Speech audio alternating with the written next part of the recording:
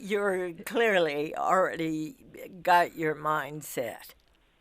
I am so for Bernie that when I registered to vote in 1968, I registered unaffiliated because I didn't want the stink of either party on me. It's been that way for 47 years until this fall when I registered Democrat so I can vote for him in the New York primary. All right, I'm sure Bernie Sanders is would going to be very happy about that, happy Bernie. to hear that. In fact, Bernie can just take one of the bumper stickers. That is, the Sanders campaign just has Bernie 2016. He can put it on his own car and use that for a while. But I do think that what the Bernie caller raises is a really important point, which is the enthusiasm on the side of the Bernie Sanders campaign is in stark contrast to that on the Hillary Clinton campaign. When you see both in just the physical representation of it, who's showing up at Bernie Sanders rallies is getting 20, 30,000 people.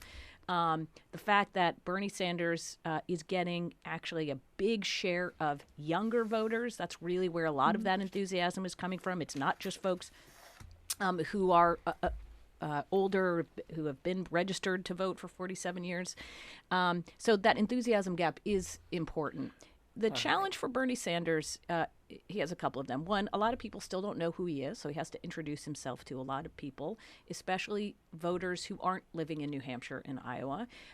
Number two, he has not been able to introduce himself and really make a message stick with voters who aren't white.